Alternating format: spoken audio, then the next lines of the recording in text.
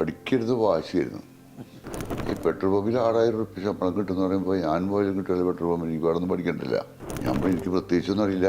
ഞാൻ 5ാം ക്ലാസ്സിൽ പഠിച്ചിട്ടുണ്ട്. എൻ്റെ അടുത്ത് ഡ്രൈവിംഗ് ലൈസൻസും ഉണ്ട്. അപ്പോൾ ഒരു ഉയർച്ച എന്നുള്ളത് ഒരിക്കലും ചിന്തിച്ചിട്ടില്ല. അന്ന് മുതൽ എന്നെ ഇങ്ങനെ വലുവേടുന്ന വിളിക്കും. നമുക്കൊരു ബിസിനസ് തുടങ്ങാം, അല്ലാതെ ഞാൻ രക്ഷപ്പെട്ടില്ല, നീ രക്ഷപ്പെട്ടില്ല. നാസറിലുള്ളൊരു മലയാളി, എനിക്കാളെ പിന്നെ കണ്ടിട്ടില്ല. അന്നത്തെ 86 മോഡൽ വണ്ടി അത്.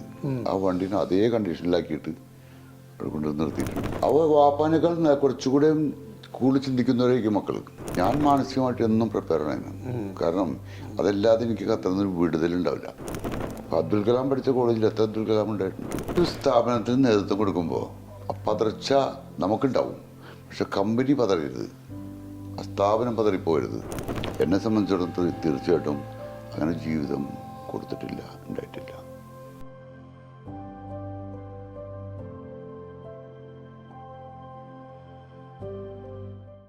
നാൽപ്പത്തിയഞ്ച് വർഷം കൊണ്ട്, 4.5 പതിറ്റാണ്ട് കൊണ്ട് ഒരു വ്യാപാരി എന്നതിനപ്പുറം ഒരു ഇൻഡസ്ട്രിയലിസ്റ്റ് എന്ന നിലയിൽ നിങ്ങൾ വലിയ ഒരു ശ്രദ്ധേയമായ ഒരു അച്ചീവ്മെൻ്റാണ് നടത്തിയിട്ടുള്ളത്. സീഷോർ ഗ്രൂപ്പ് ഓഫ് കമ്പനീസ് എന്ന് പറയുന്നത് ഇവിടുത്തെ ഇന്ന് ഏറ്റവും ശ്രദ്ധേയമായ ഒരു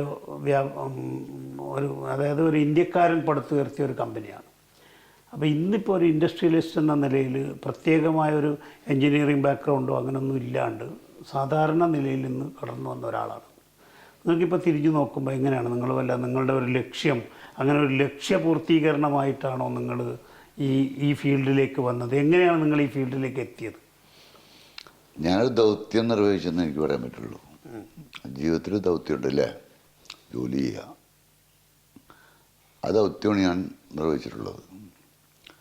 പിന്നെ ഇതിങ്ങനൊരു വികസിച്ചൊരു വലിയ ലോകത്തേക്ക് ഞാൻ എത്തും എന്ന് പറയാൻ എനിക്കങ്ങനത്തെ ഒരു ധാരണ ഉണ്ടായിരുന്നില്ല. പ്രധാനപ്പെട്ട വിഷയം നമ്മുടെ വിദ്യാഭ്യാസത്തിന് മുമ്പ്, വിദ്യാഭ്യാസം പിന്നീടാണ്. വിദ്യാഭ്യാസത്തിന് മുമ്പ് നമ്മൾക്ക് ദൈവം തന്നൊരു അനുഗ്രഹമുണ്ട് അല്ലേ. നമ്മുടെ മുഖം പോലെ തന്നെ നമ്മളുടെ ഹൃദയവും അതുപോലെ തന്നെ നമ്മുടെ ബുദ്ധി എല്ലാം നമുക്ക് ഡിസൈൻ ചെയ്തിട്ടുള്ള ദൈവമാണ് അല്ലേ. അപ്പോൾ ആ ദൈവം തന്നിട്ട് നമുക്ക് ഓരോന്നും നമ്മളത് നോക്കാതെ നമ്മൾക്ക് ഈ നമ്മുടെ ഇഷ്ടത്തിന് വിദ്യാഭ്യാസത്തിന് പോവുക, അല്ലെങ്കിൽ രക്ഷിതാക്കളുടെ ഇഷ്ടത്തിന് വിദ്യാഭ്യാസത്തിന് പോവുക, അതല്ലെങ്കിൽ നാട്ടുകാരുടെ അല്ലെങ്കിൽ കൂട്ടുകാരുടെ ഇഷ്ടത്തിന് പോവുക, അങ്ങനെ പോകുമ്പോൾ നമ്മൾ വഴിതെറ്റി പോകുന്നത്. അപ്പോൾ എനിക്ക് എൻ്റെ ലക്ഷ്യം ഇതൊന്നും അല്ലായിരുന്നു. എങ്ങനെയോ ഞാൻ പഠിച്ചത്ര സ്കൂളിൽ ചിലപ്പോൾ ബഷീർക്ക് പഠിച്ചിട്ടുണ്ടാവില്ല. ഞാൻ പഠിച്ചില്ല, അതൊക്കെ വെറുതെ പറഞ്ഞാണ്. ഞാൻ 7 സ്കൂളിലായിട്ട് പഠിച്ചിട്ടുണ്ട് കേട്ടാ. പക്ഷെ പോയിട്ട് പരീക്ഷയ്ക്ക് പോവില്ല, അതല്ലെങ്കിൽ ക്ലാസ് അറ്റൻഡ് ചെയ്യാതെ നടക്കും. വേറെ കുരുത്തുകേടൊന്നും ഉണ്ടായിട്ടില്ല. പഠിക്കാൻ താല്പര്യം ഉണ്ടായിരുന്നില്ല. പഠിക്കരുത് വാശിയായിരുന്നു. വാപ്പാക്ക് എന്നെ പഠിപ്പിക്കണം. എന്നെ പഠിപ്പിക്കാൻ വേണ്ടി ഒരുപാട് സ്ഥലങ്ങളിൽ കൂടി ചേർത്ത് അവസാനം ബോംബെയിൽ കൊണ്ടുവന്ന് എന്നെ പഠിപ്പിച്ചു. ശരിയായില്ല. പക്ഷെ അന്ന് എനിക്ക്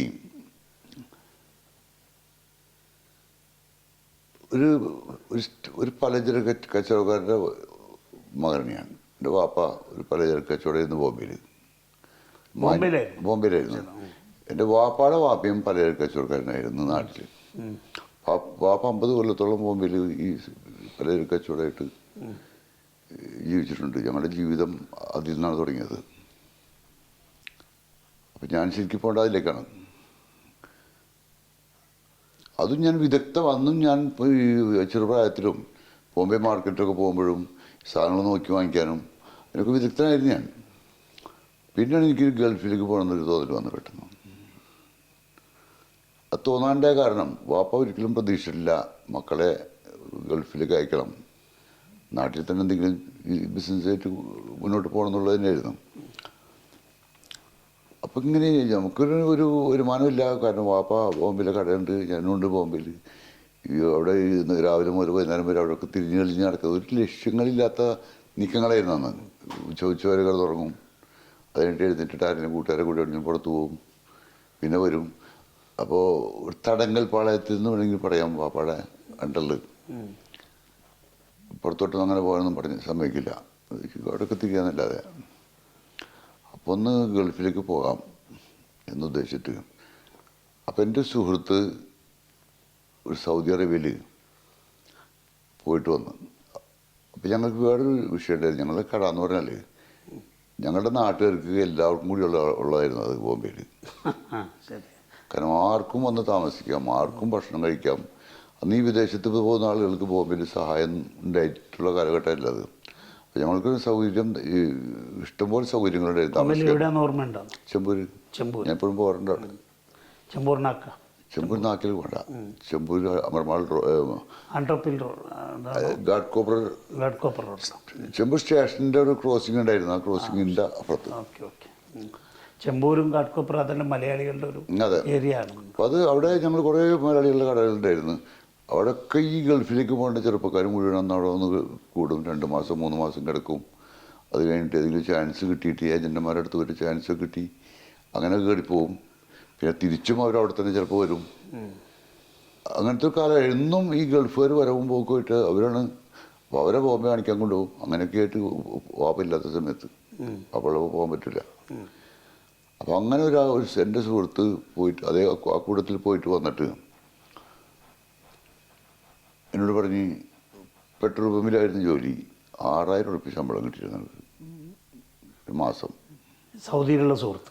ആ, ഈ പെട്രോൾ പമ്പിൽ 6000 ഉറുപ്പിക ശമ്പളം കിട്ടുമെന്ന് പറയുമ്പോൾ ഞാൻ പോയാലും കിട്ടില്ല. പെട്രോൾ പമ്പിൽ എനിക്ക് അവിടെ ഒന്നും പഠിക്കണ്ടില്ല. 6000 ഉറുപ്പിക കിട്ടിന് 60,000 ഉറുപ്പിക മാസത്തിനും അല്ല ഒരു 10 മാസത്തുമ്പോൾ അല്ലേ 72,000 ഉറുപ്പിക കൊല്ലത്തിന് കിട്ടും. വലിയ പൈസ അന്ന കാലത്ത് ശ്രീവച്ചൊന്നുമല്ല. അപ്പം ഞാൻ ഉദ്ദേശിച്ചു ഞാനും പോയില്ല. അങ്ങനെ ഞാനൊരാളെടുത്ത്. അപ്പോൾ അവിടെ ഈ ഏജൻറ്റന്മാർ എപ്പോഴും രാവിലെ ഉച്ചക്കും വൈകിട്ടൊക്കെ മാറി മാറിയുള്ള ഏജൻറ്റന്മാർ ഈ കടയുടെ മുമ്പിൽ വരും. കാരണം ആരെങ്കിലും ഉണ്ടോ ചോദിക്കാൻ വേണ്ടിയിട്ട്. അതിലൊരാളോട് ഞാൻ പറഞ്ഞു, എനിക്ക് ഒരു കൊച്ചും വന്നിട്ട് ഒരാളുണ്ടായിരുന്നു, വാപ്പാടെ കുടിച്ച് കൊടുത്തായിരുന്നു പുള്ളി, എനിക്കൊന്ന് പോകണം. പുള്ളി ആദ്യത്തെ ഞെട്ടൽ പുള്ളിക്കുവേ എനിക്ക് പോകണോ എന്നുള്ളത്. ഞാൻ പറഞ്ഞു എനിക്ക് പോകണം. വാപ്പോട് പറഞ്ഞാൽ ആ വാപ്പോട് പറഞ്ഞോളാം, കുഴപ്പമൊന്നുമില്ല. അപ്പോൾ നീ എന്തിനു പോവും? ഞാൻ പറഞ്ഞു എനിക്ക് പ്രത്യേകിച്ചൊന്നും അറിയില്ല, ഞാൻ 5ാം ക്ലാസ് വരെ പഠിച്ചിട്ടുണ്ട്, എൻ്റെ അടുത്ത് ഡ്രൈവിംഗ് ലൈസൻസും ഉണ്ട്. അന്ന് ഡ്രൈവിംഗ് ലൈസൻസ് ഞാൻ നേരത്തെ 77 18 വയസ്സുള്ള സമയത്ത് ഞാൻ സ്വാധീനമൊക്കെ ഉപയോഗിച്ച് ലൈസൻസ് ഉണ്ടാക്കി വെച്ചിട്ടുണ്ട്. അങ്ങനെ അയാൾ പറഞ്ഞു കൊണ്ടുപോകാം. പറഞ്ഞു നമുക്ക് പോകാൻ നോക്കട്ടെ.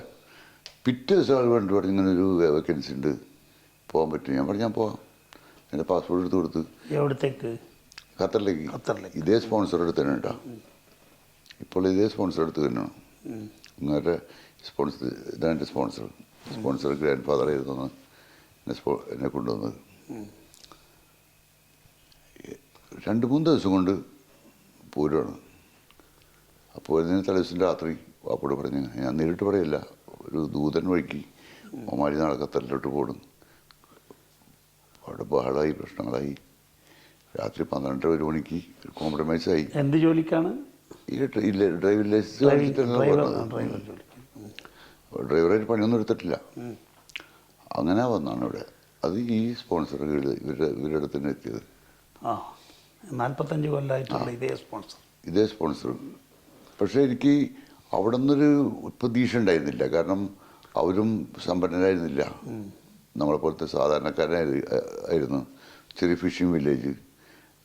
അവർക്കും എന്നെപ്പോലെ തന്നെയുള്ള ആൾക്കാരാണ് അവർ. അൽക്കോറിൽ. അപ്പോൾ ഒരു ഉയർച്ച എന്നുള്ളത് ഒരിക്കലും ചിന്തിച്ചിട്ടില്ല. വരാൻ കഴിയില്ല. കാരണം അവരുടെ അടുത്തുണ്ടെങ്കിൽ എനിക്ക് തരിക, അവരടുത്തില്ല.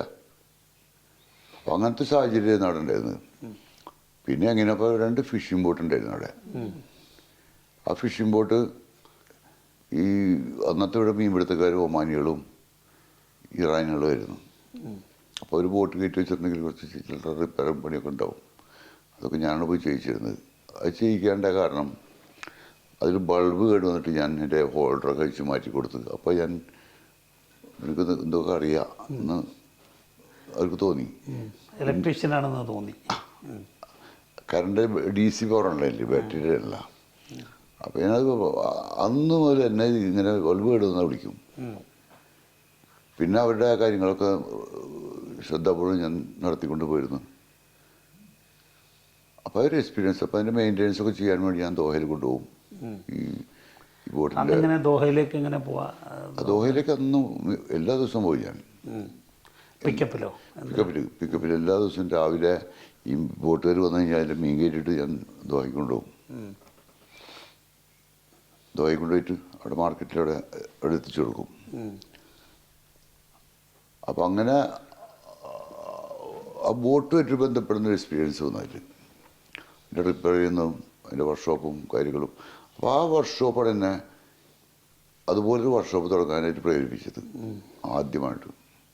അപ്പോൾ ഈ സ്പോൺസറെടുത്ത് എന്നും നിരന്തരമായിട്ട് ഞാൻ പറയുന്നു, നമുക്കൊരു വർക്ക്ഷോപ്പ് തുടങ്ങാം, നമുക്കൊരു ബിസിനസ് തുടങ്ങാം, അല്ലാതെ ഞാൻ രക്ഷപ്പെട്ടില്ല, നീയും രക്ഷപ്പെട്ടില്ല, നമുക്ക് ബിസിനസ് തുടങ്ങാമെന്ന് പറഞ്ഞിട്ട് ഇയാളെ പിന്നിൽ കൂടുമായിരുന്നു. അപ്പോൾ അയാളത് മൈൻഡ് ചെയ്യില്ല. ഒരു ദിവസം ഒരു വ്യാഴാഴ്ചയാണ് തന്നു, നമുക്കൊരു ബിസിനസ് തുടങ്ങാം. അപ്പോൾ അയാൾ നീ എന്ത് ബിസിനസ്സാണ് ഉദ്ദേശിക്കുന്നത്? അപ്പോൾ ഞാൻ പറഞ്ഞു, നമുക്ക് ബോട്ടൊക്കെ റിപ്പയർ ചെയ്യുന്ന ഒരു ലെയ്ത്ത് മെഷീൻ കൊണ്ടുവന്നിട്ട് അതിൻ്റെ വർക്ക് അതിൽ വെച്ച് തുടങ്ങാം, ഇവിടെ അൽക്കോറിൽ വർക്ക്ഷോപ്പൊന്നുമില്ല എന്നൊക്കെ പറഞ്ഞപ്പോൾ പുള്ളി ഇൻഷാ അല്ലാ ഞാൻ 25,000 റുപ്യ തരാം. അപ്പോൾ അതിന് മുമ്പ് എന്നോട് പറയുമായിരുന്നു, നീ നിൻ്റെ അടുത്ത് നിൻ്റെ ഫ്രണ്ട്സിനോട് പറഞ്ഞിട്ട് റിയാലും നിൻ്റെ ഫ്രണ്ട്സിനോടൊക്കെ പറഞ്ഞിട്ട് നീ ഫ്രണ്ട്സിൻ്റെ നിന്ന് കാശ് വാങ്ങിച്ചിട്ട് നീ തുടങ്ങിക്കോ, ഞാൻ ബാക്കിയുള്ള കാര്യങ്ങൾ ചെയ്തു തരാം. ഞാൻ പറഞ്ഞു, എനിക്കേത് ഫ്രണ്ട്സിന് 25,000 റുപ്യ തരാം. അപ്പോൾ അങ്ങനെ അപ്പോൾ അത് നടക്കാതെ പോയി. അപ്പോൾ 25,000 റുപ്യ തരാമെന്ന് പറഞ്ഞപ്പോൾ സ്റ്റാർട്ടാവണം. ഞാനന്ന് തന്നെ വൈകുന്നേരം ഇവിടെ ദോഹയിലൊക്കെ പോയി സെക്കൻഡ് മെഷീൻ കിട്ടുമോ അന്വേഷിച്ച് നടന്നിട്ട് ഈ പൈസക്കൊന്നും മെഷീൻ കിട്ടില്ല. 25,000 ആ ലെയ്ത്ത് മെഷീൻ കിട്ടും. അപ്പോൾ അന്നത്തെ എൻ്റെ ഉദ്ദേശം ഒരു ലെയ്ത്ത് മെഷീൻ ഉണ്ടെങ്കിൽ ചെറിയ വർക്കൊക്കെ കിട്ടും, അതിൽ ചെയ്യാന്നൊക്കെ ആയിരുന്നു എൻ്റെ ധാരണ. അപ്പോൾ ഇവിടെ അത് കിട്ടാതെ വന്നപ്പോൾ അൽ നാസറിലുള്ളൊരു മലയാളി, എനിക്കാളെ പിന്നെ കണ്ടിട്ടില്ല, പിന്നീട് ഞാൻ കണ്ടിട്ടില്ല. അങ്ങനെ നിങ്ങൾക്ക് ദുബായി പോയിട്ടുണ്ടെങ്കിൽ ഇതുപോലെ ഇഷ്ടമുള്ള മെഷീൻസ് സെക്കൻഡ് ഹാൻഡ് കിട്ടും. 25,000 റുപ്യ കൊണ്ടുവന്നിട്ട് ഇവിടെ മെഷീനൊന്നും കിട്ടില്ല. അത് 1,00,000 മുകളിൽ വില വരുന്ന മെഷീനാണ് അതൊക്കെ. എന്നാൽ ശരി ദുബായിക്ക് പോവാം. അപ്പോൾ സ്പോൺസറോട് പറഞ്ഞ് എനിക്ക് ഒരു വിസ എടുത്ത് ദുബായിക്ക് പോകാനായിട്ട് ഞാൻ വണ്ടി കൊണ്ട് പോയിക്കോളാം, അപ്പോൾ മെഷീൻ കിട്ടി അങ്ങോട്ട് വാങ്ങിച്ചു കൊണ്ടുവരികയും ചെയ്യാം. അങ്ങനെ അയാൾ പോയിട്ട് ഒരു പെർമിഷൻ എടുത്തുകൊണ്ടുവന്ന വണ്ടി ഇട്ട് പോകാനുള്ള. അങ്ങനെ 1989 ഓഗസ്റ്റ് മാസത്തിൽ ജൂലൈ മാസം ഈ മാസമാണത്, ചൂട് സമയത്ത് ഒരു ഇന്നത്തെ പോലത്തെ ചൂട്. അങ്ങനെ ഈ സമയത്ത് 4:30 മണി സമയത്ത് ആണ് ഞാനിവിടുന്ന് ദുബായിക്ക് പോകുന്നത്. 89 ഓഗസ്റ്റ് 27 ജൂലൈ മാസത്തിലാണ്, ഡേറ്റ് എനിക്ക് ഓർമ്മയില്ല. അന്നാണ് ഈ മെഷീൻ വാങ്ങിക്കാനായിട്ട് ഞാൻ ഈ വണ്ടിയായിട്ട് പോകുന്നത്. എങ്ങനെയോ ദുബായിൽ ഓടിയെത്തി, ആദ്യമായിട്ടാണ് വണ്ടിയിട്ട് ദുബായിക്ക് പോകുന്നത്. വലിയ വണ്ടിയായിരുന്നു, പിക്കപ്പ് മസ്ദയുടെ വണ്ടി ഉണ്ടായിരുന്നു. ആ മസ്ദയുടെ കുറച്ചുകൂടെ വലിയൊരു ഡീസൽ വണ്ടി ഉണ്ടായിരുന്നു, അതുമായിട്ടാണ് പോയത്. ഒറ്റക്ക് ഡ്രൈവ് ചെയ്ത് പോയി. ആ വണ്ടി ഇന്ന് എൻ്റെ സ്പോൺസർ തിരിച്ച് കമ്പനിയിലേക്ക് അയച്ച് പുത്തനായിട്ടുണ്ട് അവിടെ നിർത്തിയിട്ടുണ്ട് ഞാൻ. ആ മസ്ദ പിക്കപ്പ് ഇപ്പോഴും ഉണ്ട്. അത് കമ്പനിയിൽ അയച്ചിട്ട് എല്ലാം കംപ്ലീറ്റ് എല്ലാം മാറ്റിയിട്ട് അന്നത്തെ 86 മോഡൽ വണ്ടി അത്. ആ വണ്ടീനെ അതേ കണ്ടീഷനിലാക്കിയിട്ട് അവിടെ കൊണ്ടുവന്ന് നിർത്തിയിട്ടുണ്ട്. ഞാൻ കണ്ടിട്ടില്ല, കൊണ്ടുവന്നുള്ള കേട്ട് ഞാൻ പോയിട്ടില്ല. അതാണ് നമ്മുടെ ചരിത്രം. സ്റ്റാർട്ടിങ് അതാണ്. അങ്ങനെ ദുബായി ചെന്നിട്ട് അവിടെ നിന്ന് മെഷീൻ വാങ്ങിച്ചു, നോക്കി നടന്ന് ഒരു പാകിസ്ഥാൻ്റെ ടാക്സി കയറി അയാൾ കൊണ്ട് കാണിച്ചു തന്നു പലയിടത്തും. അങ്ങനെ അവിടെ നിന്ന് ഒരു മലയാളിയുടെ സഹായത്തോട് കൂടിയിട്ട് ഒരു രാധാകൃഷ്ണനോട്ട് ഇപ്പോഴും ജീവിച്ചിരിപ്പുണ്ട്. അവിടെ തന്നെ ഉണ്ട് ദുബായിൽ, ഞാൻ പോകാറുണ്ട്, കാണാറുണ്ട് ഇപ്പോഴും. രാധാകൃഷ്ണൻ പറഞ്ഞതിനോട്, രാധാകൃഷ്ണൻ എന്നേക്കാൾ പ്രായമുണ്ട് കേട്ടോ. ഞാൻ രാധാകൃഷ്ണൻ ആൾക്കെന്ന് പറയുന്ന രാധാകൃഷ്ണൻ അവനെ രാധാകൃഷ്ണൻ പറയുന്നുള്ളൂ, എന്നേക്കാൾ പ്രായമുണ്ട്. നല്ല മനുഷ്യനൊന്നും ജീവിച്ചിരിപ്പുണ്ട്, ഞാൻ പോകാറുണ്ട്, കാണാറുണ്ട്. അപ്പോൾ അദ്ദേഹം ഒരു 7 മെഷീൻ കാണിച്ചു തന്നെ, എനിക്കിതെല്ലാം കൂടി വാങ്ങിച്ചാൽ നിനക്കൊരു വർക്ക്ഷോപ്പ് തുടങ്ങാൻ പറ്റുള്ളൂ. ഞാൻ ഉദ്ദേശിച്ച ഒരു മെഷീൻ മേടിച്ചുകൊണ്ട് തുടങ്ങാമെന്നാണ്. പക്ഷെ അതുകൊണ്ടൊന്നും മെഷീൻ ഇതിற்கு വർക്ക്ഷോപ്പ് തുടങ്ങാൻ പറ്റില്ല. ഇത്ര മെഷീൻസ് ഉണ്ടെങ്കിൽ നിനക്ക് ഇത് തുടങ്ങാൻ പറ്റുള്ളൂ. അപ്പം പിന്നെ ഞാൻ നിരാശയായി. കാരണം 25,000 റുപ്യ കൊണ്ടുവന്നിട്ട് ഈ ഇത്ര മെഷീൻ എനിക്ക് അവിടെ കിട്ടില്ല. അവസാനം ആരോട് ഞാൻ ചോദിച്ചു, നിങ്ങൾക്ക് ഇതിന് എത്ര വില വരുമെന്ന്. അപ്പോൾ എന്നോട് പറഞ്ഞു 1,00,000 റിയാൽ, 1,10,000 ആണ്, 1,00,000 തരാം. എത്തില്ല, 25,000 ഉള്ളൂ. അപ്പോൾ ഞാൻ പറഞ്ഞ എൻ്റെ അടുത്ത് അതിൻ്റെ അവസ്ഥ ഇതാണ്, എൻ്റെ അടുത്ത് ഇത്ര കാശേ ഉള്ളൂ എൻ്റെ അടുത്ത്. ഏതായാലും ഞാൻ എൻ്റെ സ്പോൺസറോട് വിളിച്ച് പറയട്ടെ, ഞാൻ അയാൾ വരാൻ പറയാം, അയാൾ വന്ന് കാശും കൊണ്ട് വന്നാൽ മേടിക്കാം, അല്ലാണ്ട് എന്നെ കൊണ്ട് പറ്റില്ല എന്ന് പറഞ്ഞിട്ട് അവിടെ തിരിച്ചു പോകണം. മനസ്സ് അങ്ങനെ ഒരു എന്നെക്കൊണ്ട് സാധ്യമല്ല എന്ന് ഉദ്ദേശിച്ചാണ് ഈ ഇറങ്ങിപ്പോകുന്നത്. ഇനി ഈ കടയിലേക്ക് വീണ്ടും തിരിച്ചു കയറില്ല. സ്പോൺസർ വന്നോ? അങ്ങനെ സ്പോൺസറെ വിളിച്ചു, അവരോട് സംസാരിച്ചപ്പോൾ വിളിച്ചു, അതാ ഞാൻ വരാറുണ്ട്. അദ്ദേഹം വന്നു, ഇവരെ കൊണ്ട് കാണിച്ചു കൊടുത്ത്, കടയിൽ കൊണ്ട് കാണിച്ചു കൊടുത്ത്, അവരെടുത്ത് രാധാകൃഷ്ണനായിട്ട് പുള്ളി സംസാരിച്ചു. ഞങ്ങൾക്ക് രാധാകൃഷ്ണൻ ഹോട്ടലിൽ കൊണ്ട് ഭക്ഷണം വാങ്ങിച്ചു തന്നു. 65,000 റിയാലിനത് കച്ചവടം. സീഷോറിൻ്റെ ഏക മുതൽ മുടക്ക് 65,000 റിയാലും 2,500 മീറ്റർ സ്ക്വയർ സ്ഥലവും അന്നുണ്ടായിരുന്നു. ഇതാണ് അതിലുള്ള മുതൽ മുടക്ക്. പിന്നെ ഇന്ന് വരെയും ഒരു പൈസ പോലും പുറത്തുനിന്ന് കൊണ്ടുവന്നതിൽ കേട്ടിട്ടില്ല. ആ മുതൽ മുടക്കിൽ നിങ്ങൾ ആരംഭിച്ച കമ്പനിയാണ് ഇന്ന് ഖത്തറിൽ പടർന്ന് പന്തലിച്ചു കിടക്കുന്ന seashore group of company. 18 divisions ഉണ്ട്. 18 ഡിവിഷനോടുകൂടി ഏതാണ്ട് 5,000-6,000 എത്ര എംപ്ലോയീസ്? 5,000 പ്ലസ് എംപ്ലോയീസ് ഉണ്ട്. 5,000 പ്ലസ്. മാത്രമല്ല ഞങ്ങളുടെ ബിസിനസ് എന്ന് പറഞ്ഞാൽ ഇപ്പോൾ ഖത്തറിലെ ആദ്യത്തെ അൽക്കോറിലെ ആദ്യത്തെ ഫാബ്രിക്കേഷൻ വർക്ക്ഷോപ്പ്, മെഷീൻ ഷോപ്പ്, അത് ഞാൻ ചെയ്തു. ഖത്തറിലെ ആദ്യത്തെ ഗാൽവനൈസിങ് പ്ലാന്റ്. അത് കഴിഞ്ഞിട്ട് പിന്നെ പോയത് steel plant, waste management. Waste management ഖത്തറിൽ പ്രൈവറ്റ് സെക്ടറിൽ ആർക്കും വന്ന് വേസ്റ്റ് മാനേജ്മെൻറ്റ് ഉണ്ടായിരുന്നില്ല. ഗവൺമെൻറ്റിൻ്റെ കുറച്ച് മുനിസിപ്പാലിറ്റി വണ്ടിയും വേസ്റ്റ് വാട്ടർ കൊണ്ടുപോകുന്നു, വേസ്റ്റ് വാട്ടറും സോളിഡ് വേസ്റ്റും. അപ്പോൾ അതും തുടങ്ങി. അതൊക്കെ തുടങ്ങാന്ന് പറഞ്ഞാൽ തുടങ്ങേണ്ടി വന്നാണ് ഞാൻ. തുടങ്ങാനും പോയിട്ട് പോയതല്ല. അതിൻ്റെ ടാങ്കറുകൾ നിങ്ങൾ തന്നെ ഉണ്ടാക്കാൻ തുടങ്ങി. പിന്നീട് അതിന് ടാങ്കറുകൾ ഉണ്ടാക്കാൻ തുടങ്ങി. പിന്നെ ഈ വേസ്റ്റ് മാനേജ്മെൻറ്റ് ഓരോ എക്യുപ്മെൻറ്റ്സും അത് വാങ്ങിക്കാൻ കാശില്ലാത്തതുകൊണ്ട് എങ്ങനെയും തല്ലിക്കൂട്ടി നമുക്ക് തന്നെ ഉണ്ടാക്കുക എന്നുള്ള നിലയ്ക്ക് അതുണ്ടാക്കി തുടങ്ങി. അതിലിപ്പോൾ ഞങ്ങൾ ഉപയോഗിക്കുന്ന എല്ലാ എക്യുപ്മെൻറ്റ്സും ഞങ്ങൾ ഉണ്ടാക്കുന്നതാണ് ഒട്ടുമിക്കതും. ഇപ്പോൾ സീഷോറിൻ്റെ വണ്ടികൾ മുഴുവൻ അവിടെ നിന്ന് തന്നെയാണ് ടാങ്ക് ഒക്കെ ഉണ്ടാക്കുന്നത്. ടാങ്ക് ഉണ്ടാക്കുന്നതും ഇപ്പോൾ ഞങ്ങൾക്ക് വണ്ടിയുടെ ഡീലർഷിപ്പുണ്ട്. സിനോ ട്രക്കിൻ്റെ ഡീലർ സീഷോറാണ് ഖത്തറിൽ. അതും നല്ല രൂപത്തിൽ പോകുന്നുണ്ട്. പിന്നീട് പോയി സ്റ്റീൽ പ്ലാന്റ് തുടങ്ങാമെന്നുള്ള ധാരണ, ഒരു ആവേശമായി. സ്റ്റീൽ കമ്പി ഉണ്ടാക്കണം. അതിനെ പറ്റിയിട്ട് പഠിക്കാനായിട്ട് ഞാൻ ഗുജറാത്തിൽ ഒരു പ്രാവശ്യം പോയി ഒരു ഫാക്ടറി പോയി കണ്ട്. ഈ ഫാക്ടറി ഒന്നല്ല, ഇപ്പോഴുള്ള ഫാക്ടറി ഒന്നല്ല, ചെറിയൊരു സാധനം. പക്ഷെ അപ്പോൾ അത് ഒരു ആവേശത്തോട് ചെന്നപ്പോൾ സ്പോൺസറോട് പറഞ്ഞ് നമുക്ക് കമ്പി ഉണ്ടാക്കണം. ഇവിടെ കമ്പി ഉണ്ടാക്കുന്ന ഖത്തറിലാരും ഉണ്ടാക്കുന്നില്ല, ഗവൺമെൻറ് മാത്രമേ ഉള്ളൂ. Qasco, Qatar steel company, Qatar steel മാത്രമേ ഉള്ളൂ എന്ന് പറഞ്ഞ് ഇങ്ങോട്ട് ഇപ്പോൾ എൻ്റെ വാക്കും കേട്ട് അവരോട് കണ്ട് പോയി ചെന്ന് പറഞ്ഞപ്പോൾ ലൈസൻസും കൊണ്ട് കിട്ടിയെന്ന്. അപ്പോൾ 65,000 മുതൽ മുടക്കിൽ നിങ്ങൾ തുടങ്ങിയ കമ്പനി, ആ കമ്പനിയോടൊപ്പം നിങ്ങളും അതുപോലെ നിങ്ങളുടെ സ്പോൺസറും അങ്ങനെ പടിപടിയായിട്ട് വലിയ കമ്പനി. അദ്ദേഹം കഷ്ടപ്പെടുമായിരുന്നു. അദ്ദേഹം അവിടെ അദ്ദേഹത്തിന് കഷ്ടപ്പെടേണ്ട റോളില്ല. പക്ഷേ ഏത് സമയത്ത് വിളിച്ചാലും വരും. ആ സമയത്തും അദ്ദേഹം ഒരു പിക്കപ്പ് ഓടിക്കുന്നു. ഈ മനുഷ്യൻ സ്കൂൾ ബസ്സിൽ ഡ്രൈവറായിരുന്നു. അത് കൃത്യനിഷ്ഠയോട് ജോലിക്ക് പോകുമായിരുന്നു. സ്കൂൾ ബസ്സിൽ ഡ്രൈവറായിരുന്നു. അത് കൃത്യനിഷ്ഠയോട് പോകും. മറ്റുള്ള അറബികളെ പോലെ ജോലിക്ക് പോകാതൊന്നുമിരിക്കില്ല, ജോലിക്ക് പോകും. വളരെ ലളിതമായ ജീവിതം, ഒരു ആർഭാടങ്ങളൊന്നും കൂടാതെ എടുത്തു പറയേണ്ട ഒരു വ്യക്തിയാണ്. പിന്നീട് ഇന്നിപ്പോൾ അതല്ല, ഇന്ന് കാശ് ഇഷ്ടം പോലെ ചിലവാക്കുന്ന ആളാണ്. എന്ത് പ്രയാസം. ഇപ്പോഴും ആ കാലഘട്ടത്തിൽ ഒരു മേരി എന്ന് പറഞ്ഞിട്ടൊരു ജോലിക്കാരത്തിൻ്റെ വീട്ടിൽ, ഖദാമ, അവരിവിടുന്ന് പോയിട്ടൊരു 35 വർഷമായിട്ടുണ്ടാവും. അവർക്ക് ഇന്നും ഒരു മാസം ശമ്പളം അയച്ചിടുന്നുണ്ട്. ശരി, 35 വർഷങ്ങൾക്ക് മുമ്പ് വീട്ടിൽ ജോലി ചെയ്തിരുന്ന ഖദാമക്ക്, കാരണം അദ്ദേഹം പറയും എൻ്റെ മക്കളെല്ലാം നോക്കി വളർത്തിയത് ഇവരാണ്, മേരി. അപ്പോൾ ഇവിടുന്ന് പോകുമ്പോൾ ഒരു പെട്ടി അവർ കൊണ്ടുപോകും. ഇന്നും അദ്ദേഹം പോകുമ്പോൾ ഇന്ത്യയിലേക്ക് പോകാറുണ്ട്, എപ്പോഴും പോകും. സ്ഥിരമായിട്ട് പോയി. ഞാനായിട്ടുള്ള ബന്ധത്തിൽ പുള്ളി എപ്പോഴും വരാറുണ്ട് നാട്ടിൽ. അപ്പോൾ ഒരു പെട്ടി പുള്ളി കൊണ്ടുവരും. അത് അവർക്കുള്ളതാണ്. അവർ വിളിക്കും, അവർ വരും. അവരിപ്പോഴുണ്ട്. അതുപോലെ തന്നെയല്ല, ഇവിടുന്ന് കമ്പനിയിൽ നിന്നും ആദ്യത്തെ ജോലിക്കാരൊക്കെ പിരിഞ്ഞു പോയ ആളുകൾക്കൊക്കെ നോമ്പിനൊക്കെ കാശ് അയച്ചു കൊടുക്കും. കൊല്ലത്തിൽ 1-2 പ്രാവശ്യം അല്ലെങ്കിൽ 3 പ്രാവശ്യം കാശ് അയച്ചു കൊടുക്കുന്നത് ഞാൻ കണ്ടിട്ടുണ്ട്, അയച്ചു കൊടുക്കാറുണ്ട്. നിങ്ങളെ സീഷോർ ഗ്രൂപ്പിലല്ല സീഷോറിൻ്റെ നിങ്ങളെ അതെ അതെ.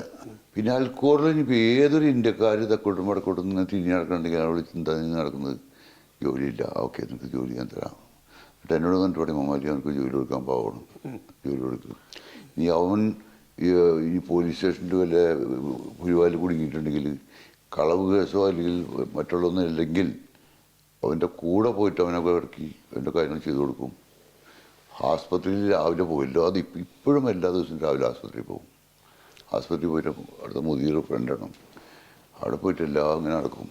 അപ്പോൾ അന്ന് ഞാൻ ബാബാന്ന് വിളിച്ചിരുന്നു, ഇദ്ദേഹത്തെ ബാബ എന്നാണ് വിളിച്ചിരുന്നത്. അത് നമ്മളെ ഇന്ത്യക്കാരൊക്കെ അറബികളന്ന് ബാബാന്ന് വിളിക്കുന്നൊരു കാലഘട്ടമായിരുന്നു അന്ന്. അത് ആ ബാബ എന്ന് വിളിച്ചിട്ട് ഇന്നിപ്പോൾ ഹോസ്പിറ്റലിൽ ചെന്നെങ്കിൽ എല്ലാവർക്കും ഒരു ആ ഹോസ്പിറ്റലിലെ തൊഴിലാളികൾക്ക് മുഴുവൻ ഡോക്ടർമാർക്കും ഒരു ഭാവിയാണിത്. കാരണം അവിടെ എന്ത് പ്രശ്നങ്ങളുണ്ടെങ്കിൽ അവരോട് പറഞ്ഞിട്ടുണ്ടെങ്കിൽ ഭർത്താവിന് വിസ വേണം, അല്ലെങ്കിൽ കുട്ടികളുടെ വിസ വേണം, സ്കൂളിന് അഡ്മിഷൻ വേണം, എന്ത് പോയി പറഞ്ഞാലും അദ്ദേഹം സാധിച്ചു കൊടുക്കും. അങ്ങനെ ഒരു പ്രത്യേക വ്യക്തിത്വത്തിന് ഉടമ അദ്ദേഹം. അപ്പം നിങ്ങൾ ഇങ്ങനെ ഈ 45 വർഷമായിട്ട് ഇങ്ങനെ നിങ്ങളുടെ കമ്പനി ഇപ്പോൾ അവിടെ മാത്രമാണോ, നാട്ടിൽ ഉണ്ടോ?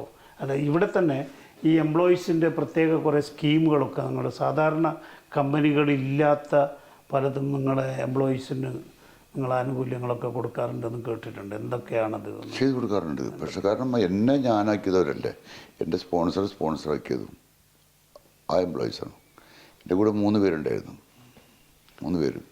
ആ 3 പേരൊന്നും ഒരാൾ മരിച്ചുപോയി, ബാക്കി 2 പേരുണ്ട്.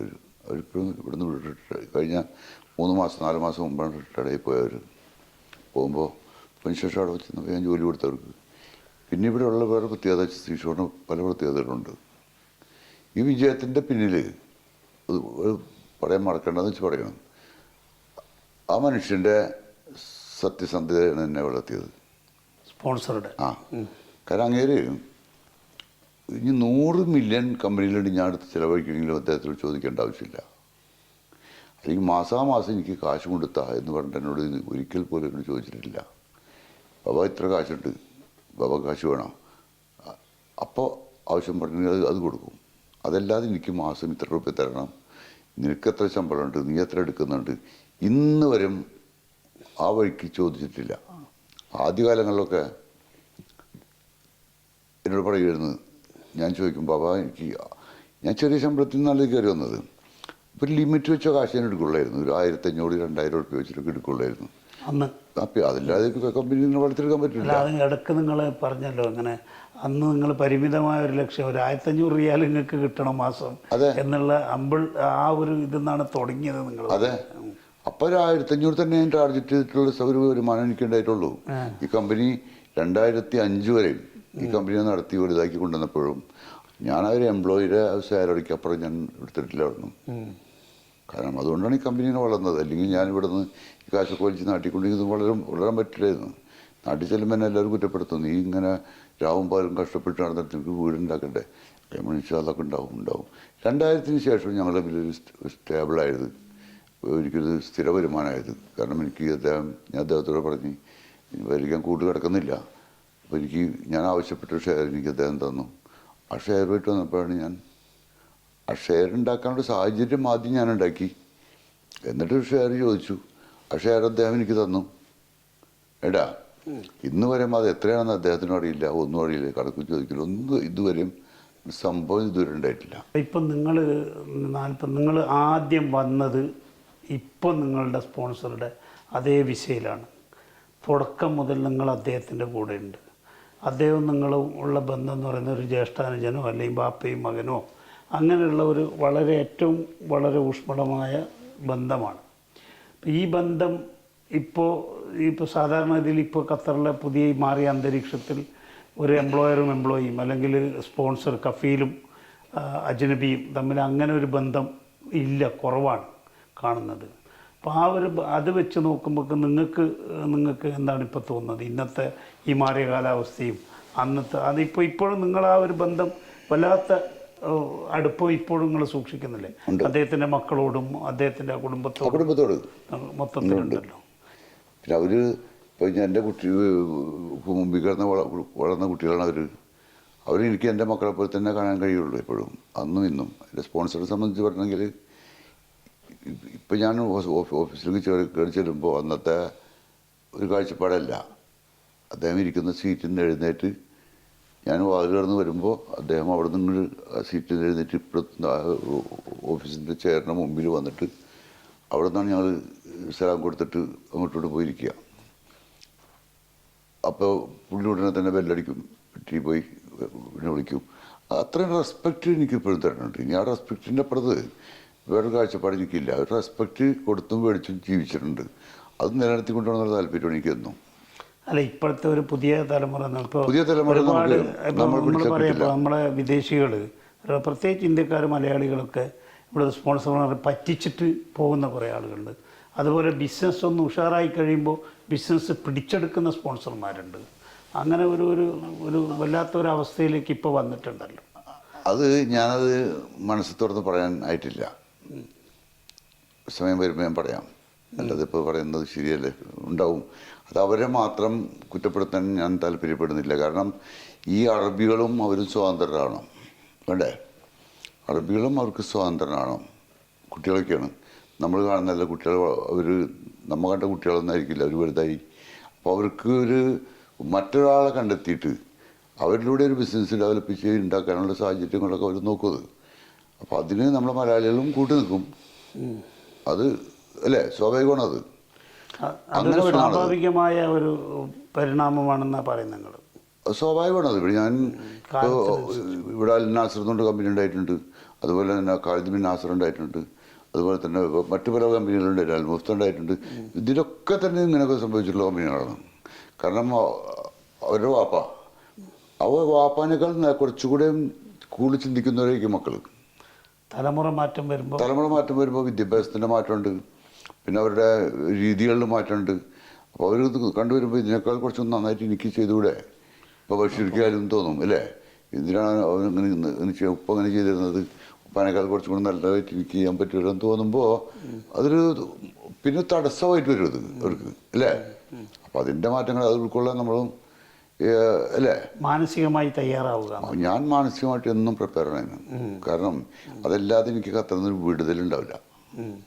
പക്ഷെ എന്തിനു എനിക്കൊരു എൻ്റെ മനസ്സാക്ഷി വെച്ചിട്ട് അവരായിട്ട് ഞാൻ ശബ്ദിക്കാൻ പോകില്ല, അല്ലെങ്കിൽ ഒരു തെരുവിടിക്കാൻ പോകില്ല. അങ്ങനൊന്നും വരാതിരിക്കട്ടെ. അതല്ല, ഞാൻ നിങ്ങളുടെ എംപ്ലോയീസ് ഉണ്ടല്ലോ, ഇപ്പോൾ എംപ്ലോയീസിൽ നിന്ന് വരുന്ന വാക്കുകളും ഒക്കെ ഉണ്ടല്ലോ. എംപ്ലോയീസിൻ്റെ ഭാഗത്തുനിന്ന് പലർക്കും അങ്ങനത്തെ ഒരു ധാരണയൊക്കെ തോന്നിയിട്ടൊക്കെ തുടങ്ങിയിട്ടുണ്ട്.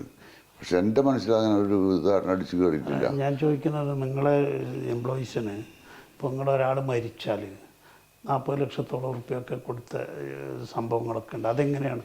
അതിൻ്റെ ഒരു സിസ്റ്റം എന്താണ്? അതിൻ്റെ സിസ്റ്റം എന്ന് പറഞ്ഞാൽ അത് ഞാൻ ഒരു ഏകദേശം 35 വർഷം മുമ്പ് തുടങ്ങി വെച്ചാണത്. കാരണം അന്ന് ഒരാൾ മരിച്ചു. അന്ന് ഞങ്ങളെല്ലാവരും കൂടിയിട്ട്, അവിടെയുള്ള ഞങ്ങളെ ജോലിക്കാരെല്ലാവരും കൂടിയിട്ട് ഒരു ദിവസത്തെ ശമ്പളമൊക്കെ എടുത്തിട്ട് 2.5 ലക്ഷം റുപ്യ എങ്കിലും വീട്ടിലെത്തിച്ചു കൊടുക്കാതെ വീട്ടിൽ എന്നുദ്ദേശിച്ചിട്ട് അന്ന് അങ്ങനെ സമാഹരിച്ചപ്പോൾ കുറച്ച് പൈസ കിട്ടി. ബാക്കിയുള്ള ഞാൻ എൻ്റെ കയ്യിൽ തന്നെ കൂട്ടിയിട്ട് 2.5 ലക്ഷം റുപ്യ എത്തിച്ചു കൊടുത്തു. അപ്പോൾ അന്ന് തുടങ്ങിയിട്ട് നമ്മളെ സീഷോറിൽ ജോലി ചെയ്യുമ്പോഴാട്ടെ, അതിൽ ആക്സിഡൻറ്റിലോ അതല്ലെങ്കിൽ സ്വാഭാവിക മരണമോ രോഗിയായി കിടന്നിട്ടുള്ള മരണങ്ങളോ എന്തോ ആട്ടെ, അല്ലെങ്കിൽ നാട്ടിൽ പോയി കിടന്നിട്ട് രോഗിയായിട്ട് മരിച്ചാലും അത് പിന്നീട് ഉണ്ടായതാണ്. അന്ന് ഇവിടുത്തെ കാര്യം പറഞ്ഞിരുന്നത്.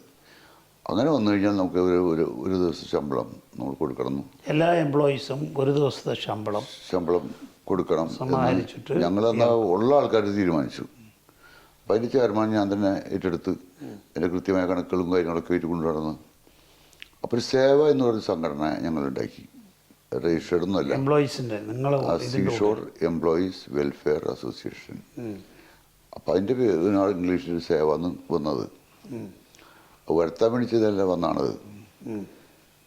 അപ്പോൾ അതിൻ്റെ പ്രവർത്തനത്തിലൂടെ ഒരു 10 രൂപ എംപ്ലോയീസ് ശമ്പളം കിട്ടുമ്പോൾ അവിടെ ഏൽപ്പിക്കണം എല്ലാ മാസവും. എന്ന് വെച്ചാൽ ഒരു വർഷത്തിൽ 120 റുപ്യ എംപ്ലോയീസ് കൊടുക്കണത്. അത് കൊടുത്തു കഴിഞ്ഞിട്ടുണ്ടെങ്കിൽ അയാൾക്ക് ഒരു ലോണിന് അപേക്ഷിക്കാം. അപ്പോൾ അന്നത്തെ കാലഘട്ടം അനുസരിച്ചിട്ട് അപ്പോൾ ഇത്ര കാശ് കൊണ്ടൊന്നും നമുക്ക് 2500 ലോൺ കൊടുക്കാൻ പറ്റില്ല, കുറച്ചുകൂടെ കഴിയും. പക്ഷെ ഇന്നിപ്പോൾ അത് അപേക്ഷിച്ചാൽ പെട്ടെന്ന് ലോൺ കിട്ടും. ആ ലോൺ തിരിച്ച് 5 മാസം കൊണ്ട് അടച്ചാൽ മതി. പിന്നെ അത് കൂടാതെ അപ്പോൾ ഈ പൈസ പോയിട്ട് തിരിച്ചു വരുന്നുണ്ട് ഇല്ലേ? നമ്മൾ പൈസ കൊടുക്കുന്നു, ലോണായിട്ട് തിരിച്ചു വരുന്നു. അപ്പോൾ പൈസ കൂടി വരികയാണ്. അപ്പോൾ ലോൺ കൂടി പോകുന്നുണ്ട്, ലോൺ കൂടി പോകുന്നുണ്ട്. അത് അപ്പോൾ അങ്ങനെ ആ പൈസ കൂടി വരികയാണ്. എല്ലാ മാസവും ആളുകൾ കൂടുന്നു, വരുമാനം കൂടുന്നു, അത് ലോണായിട്ട് കൊടുത്തുകൊണ്ടിരിക്കുന്നു. അപ്പം അതിൽ അവരുടെ രക്ഷിതാക്കൾക്ക് വല്ല അസുഖം വന്ന് അച്ഛൻ അമ്മ ഒരച്ഛൻ അമ്മ കല്യാണം കഴിക്കാത്ത പെങ്ങൾ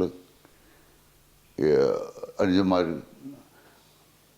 അല്ലെങ്കിൽ അവരുടെ മക്കൾ അവർക്കാർക്കും ഒരു അസുഖം വന്ന് ചികിത്സയ്ക്കായിട്ട് 2500 രൂപ ഫ്രീ ആയിട്ട് കൊടുക്കുക. കാരണം പൈസ കൂടുതലല്ലേ ഇവിടെ, അപ്പോൾ അത് കുറച്ച് കാശ് കൊണ്ട് കഴിക്കണം. അപ്പോൾ അങ്ങനെയും കൊടുത്തു പോകുന്നുണ്ട്. 2500 രൂപ. ഇപ്പോൾ അച്ഛന് ഓപ്പറേഷൻ ഉണ്ട്, അമ്മയ്ക്ക് ഓപ്പറേഷൻ എന്ന് പറഞ്ഞ് ഓടി വരുമ്പോൾ 2500 രൂപ എടുത്ത് കൊടുക്കുമ്പോൾ കണ്ണ് അറിയും. അതുപോലെ ഈ 2500 രൂപ ലോൺ കിട്ടുമ്പോൾ 5000 രൂപയുടെ ഒരു ആവശ്യം നടക്കും, രണ്ടും കൂടെ ഒന്നിച്ചാകുമ്പോൾ. അപ്പോൾ അത് ഒരു ഭാഗത്ത് മരിച്ചാൽ കൊടുക്കുന്ന കാശ് ഇതിൽ നിന്നല്ല. മരിച്ചാൽ ഞങ്ങൾ ആ ഒരു മാസത്തെ ശമ്പളത്തിൽ നിന്ന് 1 ദിവസത്തെ ശമ്പളം എല്ലാ എംപ്ലോയീസും കൊടുക്കും. ഒരു ദിവസത്തെ ശമ്പളമായിട്ട് കൊടുക്കും. ഒരു ദിവസം ശമ്പളമായിട്ട് കൊടുക്കും. അതിപ്പോൾ വളർന്നു വലിയ തുകയായിരിക്കും, വലിയ തുകയായി. ഇപ്പോൾ ആളുകൾ കൂടിയപ്പോൾ 40 ലക്ഷം രൂപയോളം ഒരു കുടുംബത്തിന് കിട്ടും. അത് ഏത് രാജ്യക്കാർക്കായാലും ഗാനക്കാരന് കൊടുത്തിട്ടുണ്ട്, കെന്യക്കാരന് കൊടുത്തിട്ടുണ്ട്, ഫിലിപ്പീൻസിന് കൊടുത്തിട്ടുണ്ട്, ബംഗാളികൾക്ക് ഒരുപാട് കൊടുത്തിട്ടുണ്ട്, ശ്രീലങ്കക്കാർക്ക്, ഇന്ത്യക്കാർക്ക്, പാകിസ്ഥാനിൽ പെട്ടിട്ടില്ല ഇതുവരെയും. പക്ഷെ കൊടുക്കുന്നതിന് രീതിയുണ്ട്. കാരണം അതൊരു പ്രശ്നമായി മാറിയത് കാശ്. അപ്പോൾ ശരിയായിട്ട് പഠിച്ച് ഇവർ അവകാശികളായിരുന്നു, മരണപ്പെട്ട വ്യക്തിയുടെ അവകാശികളായിരുന്നുള്ളത് ശരിക്കും പഠിച്ച ശേഷം ഇസ്ലാമിക് ലോയിൽ ഇപ്പം നമുക്ക് വേറെ എല്ലാവരും എടുക്കാൻ പറ്റില്ല, കോമൺ ആയിട്ട് എടുക്കാൻ പറ്റില്ല. ഞാനും മുസ്ലിമാണ്, അതുപോലെ തന്നെ ഇത് മുസ്ലിം രാജ്യമാണ്. അപ്പോൾ ആ വഴിക്ക് തന്നെ പോയിക്കോട്ടെ, അല്ലെങ്കിൽ ഏതെങ്കിലും വഴി വേണ്ടേ? അപ്പോൾ അതിന് അതിൻ്റെ ആ രീതിയനുസരിച്ച് അവകാശികൾക്ക് കൊടുക്കും. അവകാശികൾ ഉമ്മാക്ക് ഭാര്യയ്ക്ക് ഇത്ര % 6 8 ഒന്നുണ്ട്. അപ്പോൾ ഒരുപാട് ആളുകൾക്ക് പല ബിസിനസ്സുകളും പല മോഹങ്ങളും ഉണ്ടാവും.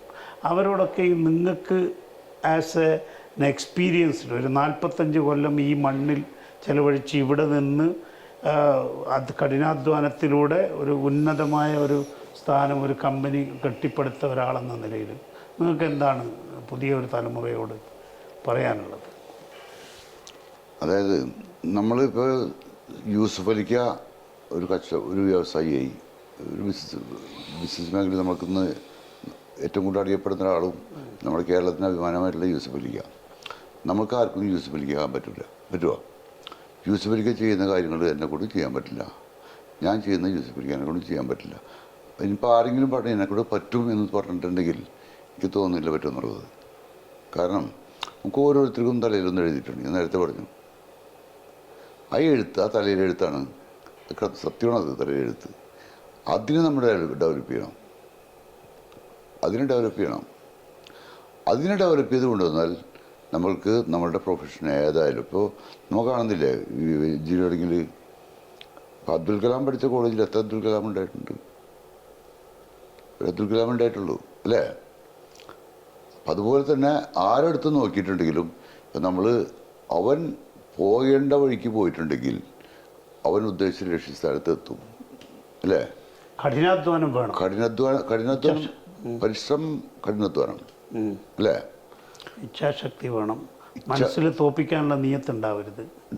മറ്റൊരാൾ തോൽപ്പിക്കാനുള്ള നെയ്യത്തോട് ഇത് മടങ്ങി കിട്ടില്ല. നമുക്ക് പോയിട്ട് വഴിയുണ്ട്. ഇപ്പോൾ നമ്മൾ ഒരു തെങ്ങിൻ്റെ മണ്ടയിൽ ഒരു കുടത്തിൽ കുറേ സ്വർണം വെച്ച് എന്ന് പറഞ്ഞിട്ട് നിങ്ങൾക്ക് എടുക്കാൻ പറ്റുമോ? പറ്റില്ല. അത് നിയോഗിക്കപ്പെട്ട തെങ്ങേറ്റക്കാരുണ്ട്, അവർ ഓടിക്കഴി എടുത്തിട്ട് വരും അല്ലേ? അതവരെ മക്കൾ ഞാൻ കണ്ടിട്ട് 4ാം ക്ലാസ്സിലൊക്കെ പഠിക്കുമ്പോൾ തന്നെ പിള്ളേർ തെങ്ങ് കയറാൻ വേണ്ടി പോയത്. അപ്പോൾ ഓരോരുത്തർ തലയിലും ഇത് എഴുതിയിട്ടുണ്ട്. അല്ല, നിങ്ങളുടെ ഭാഗ്യം എന്ന് പറയുന്നത് നിങ്ങൾക്ക് നല്ലൊരു സ്പോൺസർ. എൻ്റെ ഭാഗ്യം നല്ല സ്പോൺസർ എന്നുള്ളതല്ല. എൻ്റെ ഭാഗ്യം എൻ്റെ കണ്ണിനും കാതിനും ആരോഗ്യമുണ്ട്, ശരീരത്തിന് വേറെ അസുഖങ്ങളൊന്നുമില്ല. അതാണ് എൻ്റെ ഭാഗ്യം. ഇതുവരെ അങ്ങനത്തെ വലിയൊരു രോഗിയായിരുന്നില്ല. 2 കൈക്കും കാലിനും ബുദ്ധിസ്ഥിരതയ്ക്കും ഒരു കുഴപ്പമില്ല. അതാണ് മനുഷ്യൻ്റെ ഭാഗ്യം എന്ന് പറയുന്നത്. അതില്ലാത്ത ഭാഗ്യം മനുഷ്യനില്ല, അല്ലേ? അപ്പോൾ കണ്ണുകൊണ്ട് ചെയ്യേണ്ട കാര്യങ്ങളുണ്ട്. നമ്മൾ വായ കൊണ്ട് സംസാരിച്ച് നടത്തേണ്ട സ്കൂൾ വിദ്യാഭ്യാസം പഠിപ്പിക്കുന്ന പോലെ അതുണ്ട്. അതുപോലെ ഇരുമ്പിനെ വളക്കണമെങ്കിൽ കൈ വേണം. ആ കൈ കൊണ്ട് പണിയെടുത്തെങ്കിൽ അത് നടക്കുള്ളൂ. ഇതിൽ ഗൾഫ് രാജ്യങ്ങളെല്ലാം നമ്മളെ GCC രാജ്യങ്ങളിലൊക്കെ വലിയ മുന്നേറ്റങ്ങളും അതുപോലെ തിരിച്ചടികളും. ഇപ്പോൾ ഏറ്റവും വലിയ തിരിച്ചടി ഖത്തറിനെ സംബന്ധിച്ചിടത്തോളം ഉണ്ടായത് ഉപരോധമാണ്. ഉപരോധം പിന്നെ മറ്റേ നമ്മുടെ കൊറോണ എന്നൊക്കെ പറയുന്നത് എല്ലാ രാജ്യങ്ങളിലും ലോകത്താകെ വന്നതാണ്. പക്ഷേ ഈ കൊറോണയും നമുക്ക് ഉപരോധത്തോടൊപ്പം ഖത്തറിൽ ഉപരോധത്തോടൊപ്പം തന്നെ അത് കഴിഞ്ഞ ഉടനെ തന്നെ ഇതും നമുക്ക് കിട്ടുകയാണ്, കൊറോണയും കൂടി കിട്ടുകയാണ്. അപ്പോൾ ഇങ്ങനെയുള്ള പ്രതിസന്ധികളൊക്കെ വന്നപ്പോൾ നിങ്ങൾ പതറിപ്പോവുകയോ നിങ്ങളെ ബിസിനസ്സിൽ എന്തെങ്കിലുമൊക്കെ സെറ്റ് ബാക്ക് ഒക്കെ ചെയ്തിട്ടുണ്ടോ? പതറിപ്പോവുക എന്ന് പറഞ്ഞാൽ ഒരു സ്ഥാപനത്തിന് നേതൃത്വം കൊടുക്കുമ്പോൾ ആ പതർച്ച നമുക്കുണ്ടാവും. പക്ഷെ കമ്പനി പതറരുത്, ആ സ്ഥാപനം പതറിപ്പോകരുത്. അപ്പോൾ അതിന് ക്യാപ്റ്റൻ അതിന് സ്റ്റേബിളായിരിക്കണം. പതറുന്ന രംഗങ്ങൾ പറഞ്ഞിട്ടുണ്ടെങ്കിൽ എനിക്ക് പതർച്ചയേ ഉണ്ടായിട്ടുള്ളൂ. അന്നും ഇന്നും എന്നും പതർച്ചയാണ്. കാരണം ഓരോ ദിവസങ്ങളും വ്യത്യസ്തമായ പ്രതിസന്ധികൾ കടന്നു പോകുന്നുണ്ട്. ഈ പെട്രോളിന് വില കുറയുമ്പോൾ സാമ്പത്തിക മാന്ദ്യം. ഒരു കാലത്ത് ഞാൻ സാമ്പത്തിക മാന്ദ്യത്തിൽ അകപ്പെട്ട് നിൽക്കുന്ന സമയത്ത് മെസ്സിൽ ഭക്ഷണം കൊടുക്കാനായിട്ട് പോലും നിവൃത്തിയില്ലാത്ത കാലങ്ങൾ ഉണ്ടായിട്ടുണ്ട്. ഭക്ഷണം കൊടുക്കാൻ പോലും നിവൃത്തിയില്ല. അങ്ങനെ എനിക്ക് ഏതൊരു സുഹൃത്ത് എൻ്റെ അടുത്ത് എന്നെ അന്ന് എൻ്റെ സാമ്പത്തിക മാന്ദ്യമൊന്നും അറിയാത്ത ഒരാൾ എനിക്കൊരു 10-15 ചാക്ക് അരി കടന്നു തന്നു. അത് പറഞ്ഞ സമയത്ത് കാശ് കൊടുക്കാതെ ഇപ്പോൾ ബാക്കിയുള്ള അരി പൊക്കി കൊണ്ടുപോകുന്നത് ഞാൻ കണ്ടിട്ടുണ്ട്. അങ്ങനെയാണ് ഒരു സൂപ്പർ മാർക്കറ്റ് തുടങ്ങാൻ എന്നെ പ്രേരിപ്പിച്ചത്. ഇനി ഞാനിത് എഴുന്നേറ്റ് വന്നാൽ ഒരു സൂപ്പർ മാർക്കറ്റ് തുടങ്ങണം എന്നങ്ങനെ സൂപ്പർ മാർക്കറ്റ് തുടങ്ങിയത്. വലിയ സൂപ്പർ മാർക്കറ്റായിരുന്നു സീഷോർ ഫുഡ് സെൻറ്റർ. അൽക്കോറിലെ ഏറ്റവും വലിയ സൂപ്പർ മാർക്കറ്റ് അതായിരുന്നു കുറേ കാലത്തേക്ക്. പിന്നെ ലുലുവൊക്കെ വന്ന് എനിക്കൊന്നും അതൊന്നൊരു ശ്രദ്ധിക്കാൻ പറ്റിയില്ല. എനിക്കത് താല്പര്യം ഉണ്ടായിരുന്നില്ല. പിന്നെ അത് ആൾക്കാരെ കൂടി അങ്ങോട്ടും ഇങ്ങോട്ടൊക്കെ ആക്കിയിട്ട് അത് തീർന്നു അടച്ചു പൂട്ടുകയാണ് ചെയ്തൊരു 10-15 വർഷങ്ങൾക്ക് ശേഷം. അപ്പോൾ അതിനുവേണ്ടി സൂപ്പർ മാർക്കറ്റ് തുടങ്ങിയിട്ടുണ്ട്. നേരത്തെ പറഞ്ഞ പോലെ ഈ റോഡ് ബ്ലോക്ക് വന്നത് അല്ലേ? റോഡ് ബ്ലോക്ക് ഉപരോധം ഗൾഫ് ഉപരോധം വന്നപ്പോൾ അന്ന് ഞാൻ ക്യൂപിയുടെ പ്രൊജക്റ്റ് എടുത്തിട്ടുണ്ടായിരുന്നു. അപ്പോൾ അതിൻ്റെ സാധനം മുഴുവൻ ദുബായ് വഴിക്കൊക്കെ വന്നിരുന്നു. ആ വന്ന സാധനങ്ങളൊക്കെ UK തിരിച്ചയച്ച് പിന്നീട് അത് ഫ്ലൈറ്റ് വഴിക്ക് അവിടെ കൊണ്ടുവരേണ്ടി വന്നിട്ടുണ്ട്. ആ പ്രൊജക്റ്റ് ഞാൻ കംപ്ലീറ്റ് ചെയ്യുമ്പോൾ എനിക്ക് 80 മില്യണോളം കയ്യിൽ നിന്ന് നഷ്ടം വന്നിട്ടുണ്ട്. പോക്കറ്റ് ലോസ് വന്നിട്ടുണ്ട്. അപ്പോൾ അതൊക്കെ അനുഭവിച്ചു കൊണ്ടിട്ടുണ്ട്. നിങ്ങളുടെ ഈ ബിസിനസ്സിൽ നിങ്ങളുടെ വർക്ക് ഷെഡ്യൂൾ എങ്ങനെയാണ്? നിങ്ങളൊരു വർക്ക് ഹോളിക്കാണോ? അത് നല്ലോണം എല്ലാ സമയത്തും ഫുൾ ടൈം വർക്കിലാണോ? കുടുംബത്തിന് സമയം, ക്വാളിറ്റി ടൈം കുടുംബത്തിന് കൊടുക്കാൻ പറ്റുന്നുണ്ടോ? എന്നെ സംബന്ധിച്ചിടത്തോളം തീർച്ചയായിട്ടും അങ്ങനെ ജീവിതം ഉണ്ടായിട്ടില്ല. കാരണം എനിക്ക് 2 മക്കളുള്ളതിൽ കൂടിയിട്ട് പിന്നൊരു കാലത്ത് മക്കൾക്ക് ഒരുപാട് കൂടി 800, 1000, 1500, 2000 മക്കളൊക്കെ ജോലിക്കാരായിട്ടുള്ള അവരെ കാര്യങ്ങൾ നോക്കുന്നത് എൻ്റെ മക്കളെ നോക്കിയ പോലെ തന്നെ ഞാൻ നോക്കിയിട്ടുള്ളൂ. പ്രധാനപ്പെട്ട വിഷയമായിരുന്നത് കേട്ടാ. കാരണം അവരുടെ കാര്യങ്ങൾക്ക് പ്രാധാന്യം കൊടുക്കുക. അവർക്ക് വീട്ടിലേക്ക് ശമ്പളം അയക്കണ്ടേ? അത് കൃത്യസമയത്ത് കൊടുത്തില്ല എന്നുണ്ടെങ്കിലുള്ള ബുദ്ധിമുട്ട്. അതിന് ജോലി വേണം, അത് കണ്ടെത്തണം. അപ്പം രാത്രിയും പകലൊന്നും നോക്കാതെ ആ ഒരു ഉത്തരവാദിത്വം കൂടി ഞാൻ ഏറ്റെടുത്തതിൻ്റെ പേരിൽ എൻ്റെ കുടുംബത്തിൽ അല്ലെങ്കിൽ എനിക്ക് പറ്റുമായിരുന്നു 8 മണിക്കൂർ ജോലി ചെയ്ത് മനസ്സിലാക്കുന്ന ഒരു കുടുംബമായിരുന്നു, ഒരു കുടുംബിനിയായിരുന്നു. നിവൃത്തില്ല. ഞാനൊരു ഭർത്താവല്ലേ ഉള്ളൂ അല്ലേ? അപ്പോൾ ഒരു സഹിച്ചല്ലേ പറ്റുള്ളൂ. പിന്നെ ഇത് അവസാനം തിരിച്ചറിഞ്ഞത് മക്കൾക്കും ഭാര്യക്കും കാശ് മാത്രം പോരാ, നമ്മളെ കൂടെ വേണം എന്ന് പറഞ്ഞപ്പോഴത്തേക്കും ഒരുപാട് വൈകി പോയിട്ടുണ്ട് അല്ലേ? അത് പൊരുത്തപ്പെട്ടിരിക്കും. ഈ കുറേ അനുഭവങ്ങളിലൂടെ വന്ന നിങ്ങൾക്ക് പുതിയൊരു തലമുറക്ക് കൊടുക്കാനുള്ള ഒരു അഡ്വൈസ് എന്താണ്? നമ്മൾക്കായിട്ട് പഠിക്കുക, മറ്റൊരാൾക്ക് വേണ്ടി പഠിക്കാതിരിക്കുക. എന്ന് വെച്ചാൽ നമ്മൾക്ക് എന്താണ് ചെയ്യാൻ ഉദ്ദേശിക്കുന്നത് അതിനുവേണ്ടി നമ്മൾ പഠിക്കുക. അല്ലാതെ അത് പഠിച്ചിട്ട് നമ്മൾ ഗൾഫിൽ പോയിട്ട് എവിടെയെങ്കിലും പോയി കഷ്ടപ്പെട്ട് അല്ലേ മറ്റൊരാൾക്ക് വേണ്ടി ജോലി ചെയ്യുക, മറ്റൊരാൾക്ക് വേണ്ടി ചെയ്യുക എന്നുള്ളത് അല്ല. അവരവരുടെ അഭിരുചിക്കും അവരവരുടെ ഇഷ്ടത്തിനും അനുസരിച്ചുള്ള പഠനവും ജോലിയും തിരഞ്ഞെടുക്കുക എന്നുള്ളത്. അതെ. അപ്പം ഞാനൊരു എഞ്ചിനീയറായിട്ട് പഠിച്ചിരുന്നെങ്കിൽ എനിക്ക് ഇതിനേക്കാൾ കൂടുതൽ ശോഭിക്കാമായിരുന്നു എന്ന് പറയാൻ എനിക്ക് പറ്റില്ല. നമ്മൾ തലയെഴുത്തിനല്ല. അതിൽ കൂടി ഞാൻ ഈ കടലാമ പോകുന്ന പോലെ, കടലാമ കരയ്ക്ക് കയറി മുട്ടയിട്ടുണ്ടെങ്കിൽ അതിൽ കുഞ്ഞുണ്ടാവും. ആ കുഞ്ഞ് കടലിലേക്കാണ് നീന്തി പോകുള്ളൂ. അപ്പോൾ എൻ്റെ തലയെഴുത്തിലേക്ക് ഞാൻ നീന്തി എത്തും. പക്ഷെ അതിന് നമ്മൾ ആ നീന്താൻ തയ്യാറാവണം, അല്ലേ? കഥ പറഞ്ഞിട്ട് കാര്യമില്ല. എൻ്റെ തലയെഴുത്ത് ഇതാണ്. അതിനെ നമ്മൾ സംതൃപ്തമായിട്ട് സന്തോഷത്തോട് കൂടിയിട്ട്, അല്ലേ, മുന്നേറി മുന്നോട്ട് പോവുകയാണെങ്കിൽ നമ്മൾ വിജയമായിരിക്കും. അതല്ലാതെ മറ്റൊരാൾ ചെയ്ത് കണ്ട് അതിൻ്റെ തൊട്ടടുത്ത് പോയിട്ടൊരു കട തുടങ്ങി അവരെ പൂട്ടിക്കണം, എനിക്ക് അവിടുത്തെ കച്ചവടം മുഴുവൻ അങ്ങോട്ട് പിടിച്ചെടുത്തിട്ട് ഞാൻ നന്നാണ്. അങ്ങനെ എത്ര ആൾ നന്നായിട്ടുണ്ട്? അതിൽ നന്നായിട്ടുണ്ടോ? അവരൊക്കെയാണ് 10 മാസം അല്ലെങ്കിൽ 1 കൊല്ലം 2 കൊല്ലം കഴിയുമ്പോഴും അത് ഒന്നുകിൽ അത് മറ്റൊരുത്തും തട്ടിക്കൊണ്ടുപോകും. ഇപ്പോൾ നമുക്കുള്ള അനുഭവങ്ങൾ പോലെ തട്ടിക്കൊണ്ടു പോകും. അതിനൊക്കെ നമ്മളുടെ ഭാഗത്ത് കുറേ വീഴ്ചകളുണ്ട്. ആ തട്ടിക്കൊണ്ടുപോക്കിൻ്റെ പിന്നിലൊക്കെ നമ്മളുടെ പിന്നിൽ ഒരുപാട് വീഴ്ചകളുണ്ട്. അത് ഞാൻ എല്ലായിടത്തും എത്തി എന്നുള്ള ധാരണ എനിക്ക് ഉണ്ടായി കഴിഞ്ഞാൽ ചിലപ്പോൾ സംഭവിക്കും. നമ്മുടെ തെറ്റുകൾ, കുറവുകൾ നമ്മൾ മനസ്സിലാക്കി തന്നെ പോകണം മുന്നോട്ട്. നടക്കാതെ പോയ പദ്ധതികൾ, നടക്കാതെ പോയ സ്വപ്നങ്ങൾ എന്തെങ്കിലുമൊക്കെ ഉണ്ടോ?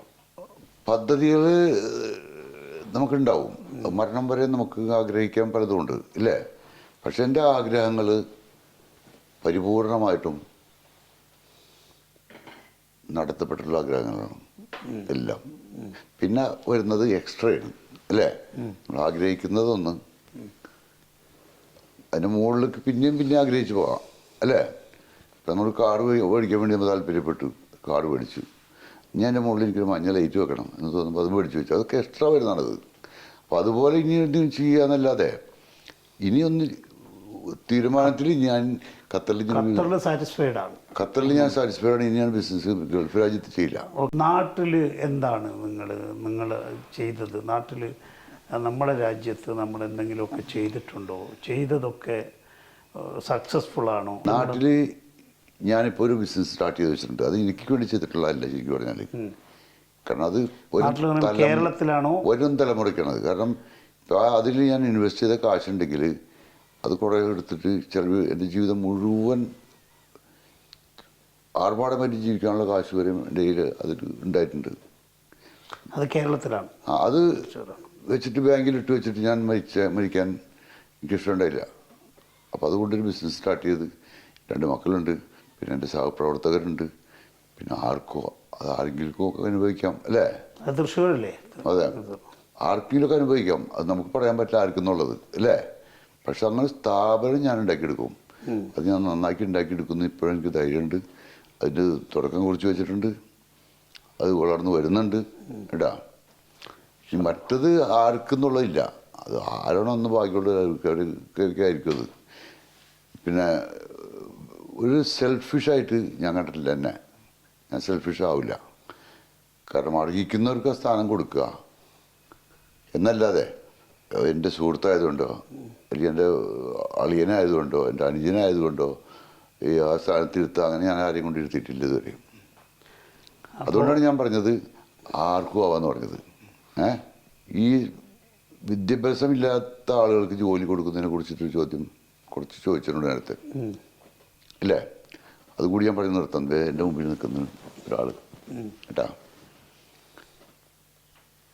ഞാൻ കൊടുങ്ങല്ലൂരിൽ നിന്ന് കൊണ്ടുവന്നാണ്. ഞാൻ വന്ന പോലെ തന്നെ ഖത്തറിലേക്ക് വന്ന ഒരാൾ. പക്ഷെ അന്ന് ഇയാളെ ഞാൻ കൊണ്ടുവന്നതാണ്. ഞാൻ എങ്ങനെയോ എത്തപ്പെട്ടാണ് ഇവിടെ. ആരും ഒരു അറബി വിളിച്ചിട്ട് വന്നതാണ്. വേറെ മലയാളികളാരും ഉണ്ടായിട്ടില്ല. ആ മനുഷ്യൻ്റെ അടുത്ത് 800 റിയാലിനാണ് ഞാൻ ആദ്യം ശമ്പളം കൊടുത്തത്. എനിക്ക് ഓർമ്മ ഇട്ടത്. എന്തായിരുന്നു ജോലി? അയാൾ പഠിച്ചിട്ടുള്ളത് എന്നെ പോലെ കുറച്ചും കൂടെ കൂടുതൽ പഠിച്ചിട്ടുണ്ട്. 10ാം ക്ലാസ്സോ 11ാം ക്ലാസ്സിൽ പഠിച്ചിരുന്നുകൊണ്ട്. പക്ഷെ എനിക്ക് തോന്നി ഇയാൾ അതല്ല. ഇയാൾ കൂലി ചെയ്യാൻ കഴിവുള്ള ഒരാളാണ്. എൻ്റെ കൂടെ നിർത്തി ഇപ്പോഴും എൻ്റെ മുമ്പിൽ നിൽക്കുന്നുണ്ട്. 800ഉം 8,000ഉം എന്നല്ല, ഇന്നൊരു അരമമാരിയായിട്ട് നിൽക്കുന്നുണ്ട് പുള്ളി. ഞാൻ കുറ്റപ്പെടുത്തും. ആ കുറ്റമൊക്കെ കേട്ട് ചിലപ്പോൾ കണ്ണീന്ന് കണ്ണീരൊഴിക്കുന്നുണ്ട്, ഞാൻ കാണാറുണ്ട്. പക്ഷെ ഞാൻ തുടച്ച് കളയാറുണ്ട്. പുറത്തും തൊട്ടി കഴിഞ്ഞത് അവർക്കാണ് ഞാൻ പ്രാധാന്യം കൊടുക്കാറ്. എന്താ കാരണം അറിയാം? നമുക്ക് അവർ ഡിസൈൻ ചെയ്തെടുക്കാം, നമുക്ക് വേണ്ടത്. മറ്റ് പഠിച്ച് ബാഗൊന്നും കഷ്ടത്ത് വെച്ച് വരുന്ന ആൾക്കാരെ നമുക്ക് കൺട്രോൾ ചെയ്ത് കൊണ്ടുവരാൻ പാടാണ്. കാരണം ഒരു 16 കൊല്ലം സ്കൂളിൽ പോയി പഠിച്ചു വരണം അല്ലേ? അപ്പോൾ അവർക്ക് സ്കൂളിൽ പോയാൽ ഞാൻ വല്ലതും പറഞ്ഞെങ്കിൽ അവർക്ക് ഒരു അക്സെപ്റ്റ് ചെയ്യലത്. ഇതുപോലുള്ള ആളുകളെ കൊണ്ടുവന്നിട്ട് പഠിപ്പിച്ചെടുത്താൽ അവരൊക്കെ ഒരുപാട് നല്ല ആൾക്കാരുണ്ട്. ഒരുപാട് ആൾക്കാർ നല്ല ഇതിൽ പോയിട്ടുണ്ട്. കിഷോർ മുഹമ്മദ് അലിക്ക് നിങ്ങൾ സംതൃപ്തനാണോ നിങ്ങളുടെ ജീവിതത്തിൽ? 1000 മടങ്ങ് അൽഹംദുലില്ലാ, പൂർണ്ണമായി സംതൃപ്തനാണ്. 100%, 1000 പ്രാവശ്യം.